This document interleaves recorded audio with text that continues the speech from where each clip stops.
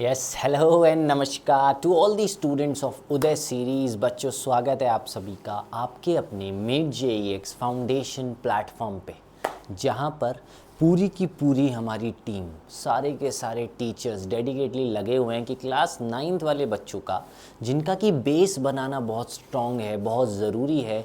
यही वो growing as है, यही वो लर्निंग एज है, यही वो डेवलपिंग एज है जहाँ से वो सीख सकते हैं। तो उसी पर्पस को फुलफ़िल करते हुए पूरी टीम कहें, पूरा मीट जेईएक्स का प्लेटफॉर्म कहें, हमारा पूरा कंपनी कहें, उनका यही है कि यार बच्चों को एकदम फ्री ऑफ कॉस्ट एकदम बेस्ट एजुकेशन दिया जाए।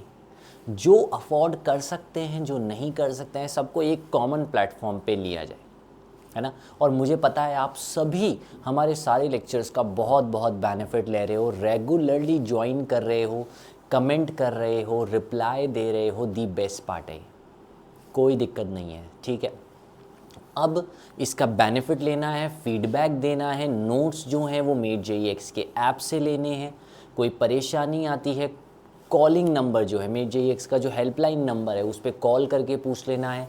हमसे किसी से भी बात करनी है, कोई काउंसलिंग लेनी है, कोई भी बात शेयर करनी है, you are free. We all are open for you all. We love to help you all out.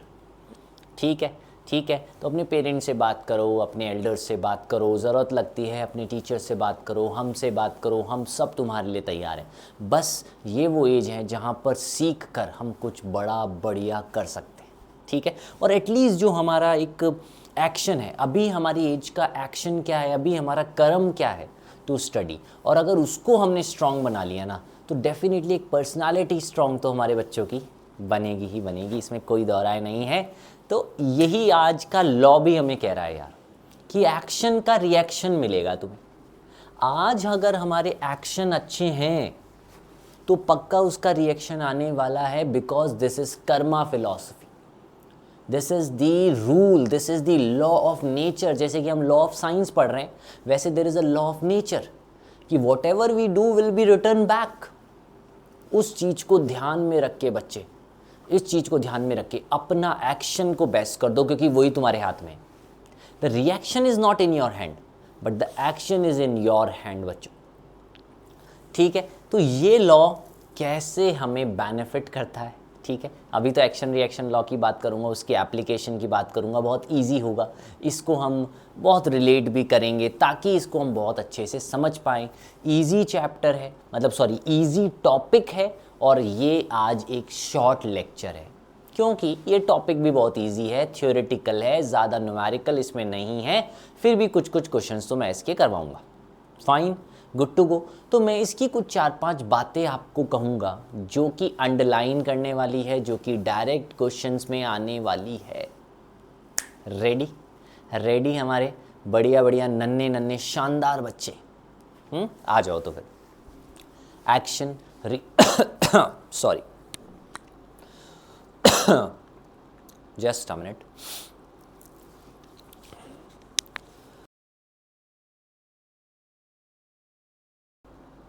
Yes.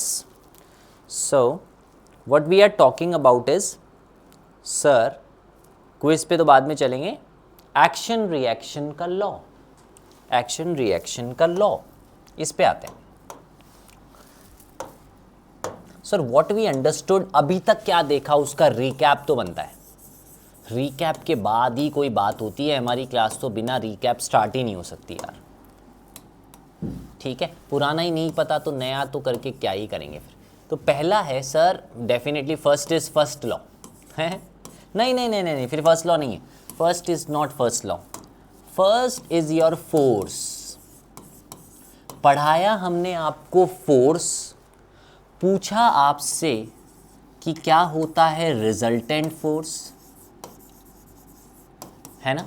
फिर आपको पढ़ाया इसके अंदर हमने कॉज ऑफ फोर्स, कॉज, फिर हमने आपसे बात की इफेक्ट्स ऑफ फोर्स की, एंड लास्ट में बात की टाइप्स की। अब मैंने यहाँ पर जो टाइप्स है उनको थोड़ा सा इलैबोरेट किया था और ज़रूरी बातें उससे शेयर की थी। टाइप्स मैंने क्या बताए थे, टाइप्स क्या बताए थे सर, टाइप 2 तो बताए थे, जिसका नाम था balanced and unbalanced. Contact non contact की अभी बात नहीं की थी यहाँ, याद है? वो तो 8th में आ गया था, उसका रिप्लाई भी तुम लोगों ने बहुत अच्छे से दिया था। पर अभी बात कर रहा हूँ बैलेंस्ड और अनबैलेंस्ड की। Sir what do you mean by balance force? तो बैलेंस फोर्स के लिए कहा था जब नेट फोर्स, याद है समेशन का साइन, नेट फोर्स इज 0। जब net force summation of all the force, जोड़, addition of all the force is equals to 0, it is called balance force. पर बैलेंस फोर्स में दो बातें थी जो कि कंफ्यूजिंग तुम्हें लग रही थी। सर बॉडी या तो रेस्ट पे रहेगी या यूनिफॉर्म मोशन करेगी, या तो रेस्ट पे रहेगी या यूनिफॉर्म मोशन करेगी। पर अनबैलेंस में क्या था बच्चों? अनबैलेंस में क्या था जी? सर उसमें कहा था कि summation of all the forces is not equals to 0।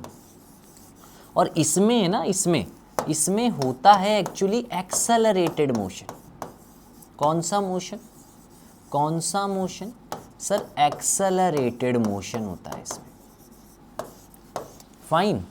Fine. Unbalance force में कौन सा मोशन होता है?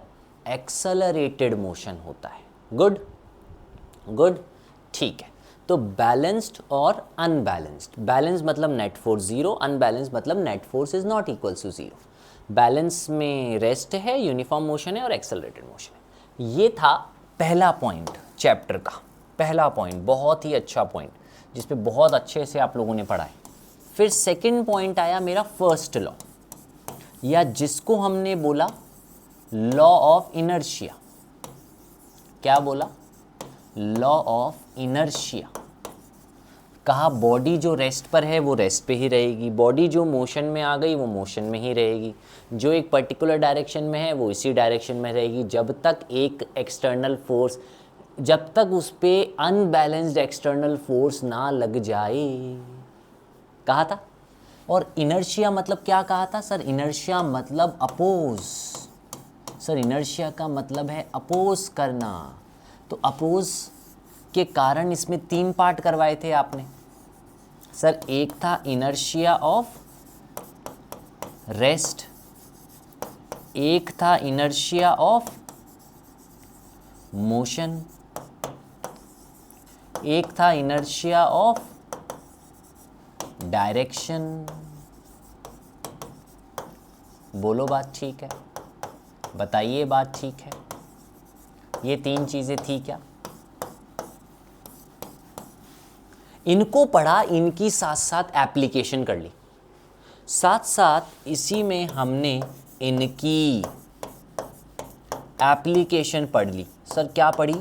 जैसे कि कहा था, हाँ, the passenger falls forward when the brakes are suddenly applied, the passenger goes backward when the bus suddenly starts, when a bus takes a sharp turn the passenger goes sideways, when you beat a dari or a carpet the dust falls on the ground, when you shake a tree the leaves falls on the ground. all these application, example of first law.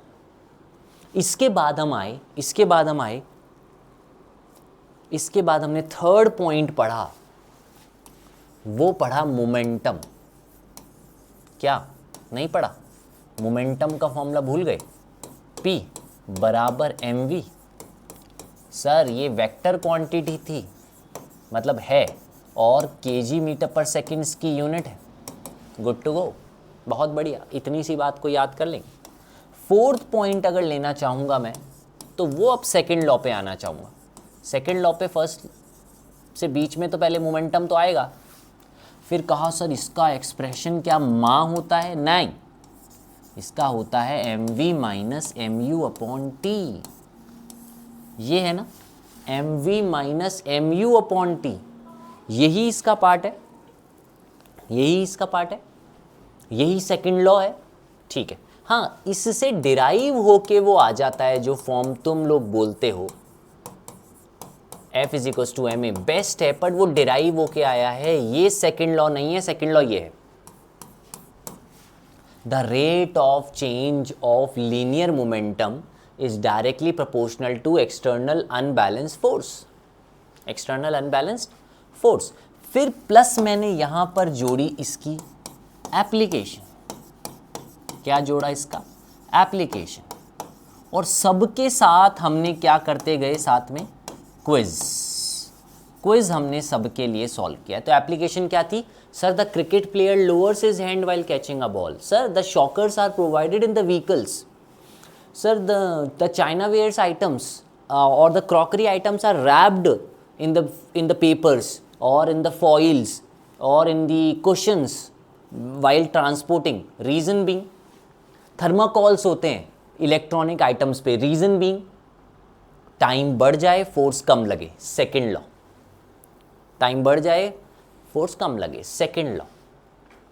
अब इधर बीच में, पहले बीच में एक बात करना चाहूँगा जिसका नाम होगा, पांचवी बात जो मैं करना चाहूँगा वो पहले लूँगा इम्पल्स, और फिर सिक्स्थ पॉइंट पे मैं आना चाहूँगा जो कि है थर्ड लॉ। मतलब बात नहीं है थर्ड लॉ पे ही चलना है, मुद्दे को दिक्कत नहीं, थर्ड लॉ पे ही चलूँगा, पर इम्पल्स भी कोई चीज़ होती है। लेंगे अभी लेंगे। पहले जो थर्ड लॉ को है उसको करवाता हूँ, फिर उस पर आता हूँ। ठीक है, अब स्टार्ट कर दिया टॉपिक, रिकॉल किया, रिवाइज किया, 10 मिनट लिया, पर वो 10 मिनट सबसे इंपॉर्टेंट 10 मिनट है आज की क्लास का। नए टॉपिक से भी ज़्यादा इंपॉर्टेंट है पुराना रिवीजन। सर, थर्ड लॉ, जिसको एक और नाम इन्होंने दिया एक्शन रिएक्शन लॉ। और तुम्हें लगेगा कि सर इसका तो स्टेटमेंट हमें आता है, इसमें तो हम बादशाह हैं, इसमें तो हम मास्टर हैं, इसमें तो मतलब हम धुरंधर हैं। पर नहीं मेरे भाई, ये लगता है तुम्हें, ये बोल तो बहुत इजीली देते हैं, for every action there is, for every action there is an equal and opposite reaction. बात ठीक है? For every action there is an equal and opposite reaction. Sir ये तो बहुत आसान है, ये तो रटा रटा है। हाँ, पर फ़र्क है यार, थोड़ा फ़र्क है। फ़र्क क्या है कि अगर ये दो बॉडीज़ है, ये ए है और ये बॉडी बी है, तो ए ने बी पे फोर्स लगाया, बी ने ए पे लगाया। ये है force on B due to A, और ये है force on A due to B.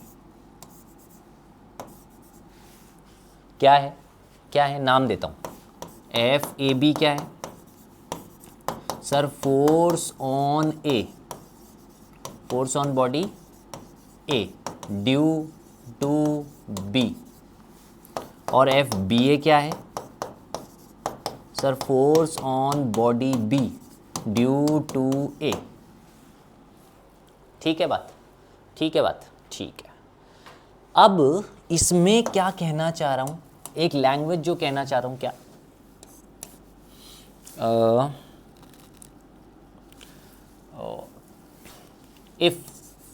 if one body applies force on another body, then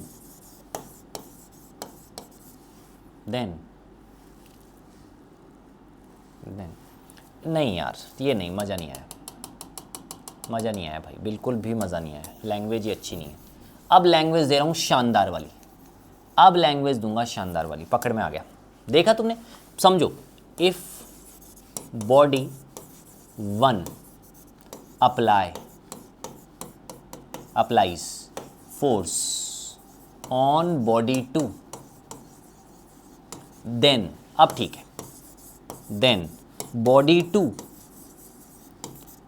will also apply या applies force on body one. पर आगे की लाइन शानदार है, which is equal in magnitude, which is equal in magnitude and opposite in direction, ये है line. क्या? Equal in magnitude but opposite in direction. तो एक्सप्रेशन क्या था? एक्सप्रेशन क्या होने वाला? F A B is equals to minus of F B A. बराबर तो हैं, पर माइनस भी तो है, क्योंकि जितना ए ने बी पे, जितना बी ने ए पे। Very good. पर direction opposite, minus sign is there. बताओ, ये बात समझ में आ गया? ये तो ध्यान रहेगा, पर ये थोड़ा सा ऐड किया ना मैंने, थोड़ा सा ऐड किया, कुछ नया मिला पॉइंट। अब और इसके 3 नई बातें, इस लॉ की 3 ऐसी बातें जो कि डायरेक्ट एमसीक्यूज में आती है, उस पर आ रहा हूं, उस पे आ रहा हूं। क्या? Important point regarding third law.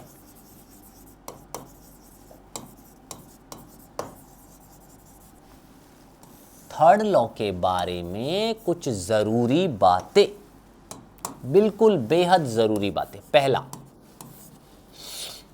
Action reaction force, बहुत इंपॉर्टेंट।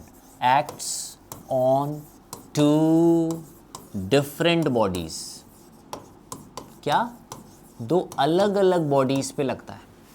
बहुत जरूरी line. It acts on 2 different bodies, not on the 2 same bodies. बहुत शानदार, बहुत ही शानदार। आ रहा हूं मैं इसी बात पे, एक्सप्लेनेशन पे आऊंगा, ऐसे छोड़ नहीं दिया अभी, समझाया ही अभी तो। Action reaction force acts simultaneously, एक साथ लगते हैं। ऐसा नहीं होता है कि एक्शन लग चुका है, उसके 3 मिनट बाद या उसके 3 सेकंड बाद या उसके 1 सेकंड भी बाद रिएक्शन लगेगा। साथ साथ एक्शन का रिएक्शन साथ साथ, ठीक है। Action reaction force act simultaneously. आखिरी बात, action reaction force are of same nature. दोनों कैसे नेचर के होते हैं? दोनों कैसे नेचर के होते हैं? सेम नेचर के होते हैं, उनका नेचर सेम होता है। अब मैं इस बात पर आ रहा हूं और समझा रहा हूं और गजब की बात करने वाला हूं। जिसने ये एग्जाम्पल समझ लिया, उसने आज का थर्ड लॉ समझ लिया, उसको दिक्कत नहीं आने वाली है। समझ गए बच्चा जी? ये लो, ये रही एक बॉडी एम मास की, ये रही एक बॉडी एम मास की, और ये ग्राउंड पे रखी हुई है, ठीक है।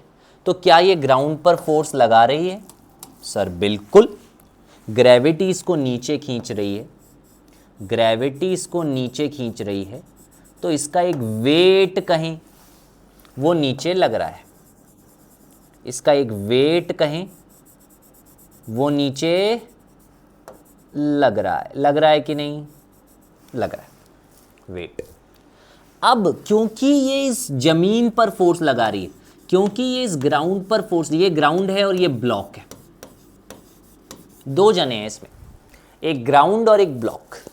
तो ब्लॉक ग्राउंड पर फोर्स लगा रहा है, वो क्या है? वो रहा नीचे की तरफ। अरे ये फोर्स तो ग्रेविटी के कारण है, ये तो फोर्स अर्थ के कारण है, इसका क्या लेना देना है? पर ब्लॉक ग्राउंड पे लगा रहा है, ये है N, normal reaction, normal perpendicular. चलो नॉर्मल नहीं समझते तुम, कोई बात नहीं, मैं कह रहा हूं ये है force of block on ground. तो ग्राउंड भी तो ब्लॉक पे लगाएगा ना, ये है फोर्स, नहीं सुनो, ये है force on ground due to block, ये है force on block due to ground. क्या नाम है? सुनो सुनो बता रहा हूं, मैं समझा रहा हूं sir. FGB, force on ground due to block, due to block. एक होता है BG, वो होगा force on block due to ground. Fine, क्या दो बातें दिख रही? ये तीसरा तो ग्रेविटी के कारण है। तो इनमें एक्शन रिएक्शन पेयर कौन है? एफ बी जी और डब्लू, या डब्लू और एफ जी बी, या ये दोनों एफ एफ। तो मैंने कहा कि acts on two different bodies. Different bodies देखना, ब्लॉक पे ही लग रहा है डब्लू और ब्लॉक पे ही लग रहा है एफ बी जी। तो वो तो ब्लॉक पे ही लग रहा है। दो डिफरेंट बॉडीज कहां हुई भाई? दो अलग बॉडी कौन कौन है? एक है ग्राउंड, एक है ब्लॉक। तो ग्राउंड पे लगने वाला है F G B on ground due to block, और ब्लॉक पे लगने वाला है B G block on block due to ground. तो ये दोनों ही एक्शन रिएक्शन पेयर हैं, ये दोनों साइमल्टेनियसली एक्ट कर रहे हैं, ये दोनों सेम नेचर के हैं। जबकि यहां वेट एक अलग कैटेगरी का फोर्स है और ये वाला फोर्स अलग कैटेगरी का है, दोनों सेम नेचर के हुए ही नहीं। हमें फोर्स यहां चाहिए सेम नेचर के। क्या भाई लिखूं? तो लिखूंगा F B G is equals to minus of F G B. दोनों अलग अलग बॉडीज पे लग रहे हैं, दोनों साइमल्टेनियसली लग रहे हैं, दोनों का नेचर सेम है। ये 3 पॉइंट इतने जरूरी हैं, इतने शानदार हैं। क्वेश्चन पूछा जाता है, क्वेश्चन पूछा जाता है। If action reaction force are equal and opposite, then why don't they cancel each other? क्या फिर वो भाई एक दूसरे को कैंसिल क्यों नहीं कर देते? इसका जवाब दीजिए। If action reaction force are equal and opposite, then why don't? Then why don't they cancel each other? Cancel क्यों नहीं कर देते भाई? क्योंकि वो दोनों दो डिफरेंट बॉडीज पे लगते हैं। एक बॉडी हुई ग्राउंड, एक हुआ ब्लॉक। तो इसकी आखिरी बात पे लेता हूं एप्लीकेशन, और उससे तुम्हें ये तीनों पॉइंट को वापस क्लियर करने की कोशिश करता हूं। थोड़ा सा और इसका एक्सप्लेनेशन देकर एंड करता हूं इस बात को। क्या? Application of third law.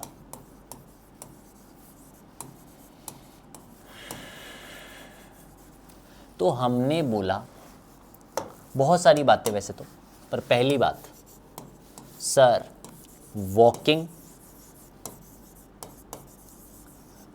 कैसे? जब आप वॉक करते हो तो आप ग्राउंड को कहां पुश करते हो? बैकवर्ड। तो पुशिंग ग्राउंड कहां करते हो भाई? Sir backward. और जाते कहां हो? कौन आगे जाता है? फुट पे फोर्स कहां लगता है? फॉरवर्ड। ये कौन हुआ? ये हुआ एक्शन। और ये कौन हुआ? रिएक्शन। ऐसे वॉकिंग। फिर चलो ले लो स्विमिंग। तुम्हें दो बॉडीज दिखाऊंगा अलग अलग, एक हुआ ग्राउंड, एक हुआ फुट। दो डिफरेंट बॉडीज पर एक्शन रिएक्शन लगेगा, इसीलिए कैंसिल नहीं करता, साइमल्टेनियसली लगेगा, सेम नेचर का होगा। Walking, swimming. बहुत छोटी बात लगती है पर समझना पड़ता है। सर स्विमिंग में आप क्या करोगे? सर स्विमिंग में हम पानी पर फोर्स कहाँ लगाएंगे? स्विमिंग में हम पानी पे फोर्स कहाँ लगाएंगे? बैकवर्ड। तो वाटर पे backward force backward action, backward force का एक्शन वाटर पे, एंड वाटर हमारी बॉडी पे, बॉडी पे कहां फोर्स लगाएगा सर, फॉरवर्ड रिएक्शन लगाएगा वो, इसलिए हम आगे जाएंगे। पर दो जने अलग अलग हैं, पानी और शरीर, बॉडी। ठीक है, थर्ड पॉइंट लो, तो कहा रॉकेट लॉन्च। क्या कहा, रॉकेट लॉन्च। वो कैसे, रॉकेट लॉन्च कैसे, तो सर रॉकेट में है गैसेस, गैसेस क्या करेगी, डाउनवर्ड, डाउनवर्ड क्या लगाएगी वो, एक्शन लगाएगी, एंड रॉकेट पे, रॉकेट को क्या मिलेगा, अपवर्ड क्या मिलेगा, रिएक्शन मिलेगा। बर्ड्स कैसे फ्लाई कर रही है, ऊपर कैसे जा रही है सर, वो नीचे फोर्स लगा रही है, नीचे लगा रही है तो ऊपर जा रही है। समझ रहे ना, एक्शन रिएक्शन समझ रहे हो। एक और बात लेता हूं, चलो फिर आखिरी बात एक और लेता हूं, recoil of a gun important है। रिकॉइल ऑफ अ गन, या रिवर को, रिवर में हम बोट को रो कर रहे हैं, कैसे कर पा रहे हैं सर, सर आप पीछे पानी को पुश कर रहे हो और जा आगे रहे हो, पीछे पानी को पुश कर रहे हो और जा आगे रहे हो, fine, recoil of a gun. तो गन से जो बुलेट निकल रही है, बुलेट का फॉरवर्ड क्या होगा, एक्शन, एंड गन पर, गन पीछे आती है तो उसका बैकवर्ड क्या होगा, रिएक्शन, एक्शन का रिएक्शन। कोई भी एग्जांपल ले लो, हिट किया मैंने, इस बोर्ड को हिट किया, तो मैंने जो बोर्ड पर फोर्स लगाया वो मेरा एक्शन, और बोर्ड ने भी मुझ पर, मेरे हाथ पर लगाया। क्या दोनों फोर्सेस मेरे हाथ पे लग रहे हैं, क्या दोनों फोर्सेस मेरे हाथ पे लग रहे हैं, नहीं सर, दोनों फोर्सेस आपके हाथ पे नहीं लग रहे। फाइन, फाइन, समझ पाए ना ये बात, ठीक है, समझ पाए ये बात। तो अब कुछ दो चार क्वेश्चन कराऊंगा, दो चार क्वेश्चन बताऊंगा, तुम बताना ये क्या आंसर्स इसके हुए। Rowing a boat is the application of, rowing a boat is the application of Newton's first law, inertia का आता है ये, न्यूटन सेकेंड लॉ, या न्यूटन्स थर्ड लॉ, या गैलीलियो, गैलीलियो भी पढ़ा है सर, ये तो थर्ड लॉ का है, ये तो थर्ड लॉ का पार्ट है ना, क्योंकि एक्शन का रिएक्शन। नेक्स्ट देखना, action and reaction are always dash in magnitude and dash in direction in the given statement 1 and 2 are respectively. So the अभी मैंने लिखवाया are always equal in magnitude and opposite, equal opposite, equal same, unequal opposite, unequal same. तो equal and opposite, equal हैं और opposite हैं। Next question, suppose you apply a force of 18 Newton on a wall, then the magnitude of force exerted by the wall on your hand will be equal to 18, less than 18, more than 18, 0। मैं अभी दीवार पे 18 Newton force लगाऊं तो दीवार मुझ पे कितना लगाएगी, 18 ही लगाएगी, पर अपोजिट डायरेक्शन में। तो इक्वल ही होगा ना यार, ज्यादा कम तो कैसे हो सकता है, इक्वल ही होगा, इक्वल हो गया। ये लो, which of the following is या are the application of Newton third law, Newton third law की एप्लीकेशन में से कौन सी है, रिकॉइलिंग ऑफ अ गन, जब गन को चलाते हैं तो गन पीछे एक झटका मारती है, जब गन को चलाते हैं तो गन पीछे एक झटका मारती है। Recoil of a gun Newton third law में है, पढ़ाया। स्विमिंग थर्ड लॉ में है, बैकवर्ड एक्शन और फॉरवर्ड रिएक्शन। वॉकिंग है या ऑल ऑफ दीज है तो सर बढ़िया बात हो गई, ऑल ऑफ दीज। फिर which of the following is incorrect about action reaction pair, बहुत शानदार लाइन जो मैंने बताई। Action reaction act simultaneously, yes. Action reaction always acts on different bodies, yes. Action reaction force acts along the same line, ये भी सही है। ये भी एक लाइन ऐड करनी चाहिए, बहुत अच्छा, बहुत बढ़िया, ऐड करने वाले हो आज ये line. Action reaction force acts along the same line. हाँ वो तो है ही ना कि गन बुलेट आगे गई तो उसी लाइन में तो है ही ना फोर्स, उसी लाइन में होता है फोर्स। हाँ, all of this is the answer, yes. तो with this we covered third law with application, with questions practice. Now we will move to impulse. एक चीज पहले टच करूंगा नेक्स्ट क्लास में, वो है इम्पल्स। फिर लाऊंगा NCERT questions of force and laws of motion, इसको रिवाइज, इसका क्विज अब वो करने हम वाले हैं सारा, ठीक है। Done everyone, done. तो ऑल द वेरी बेस्ट, बढ़िया से पढ़ो, कोई डाउट हो पूछो, कमेंट में लिखो। Thank you everyone, bye.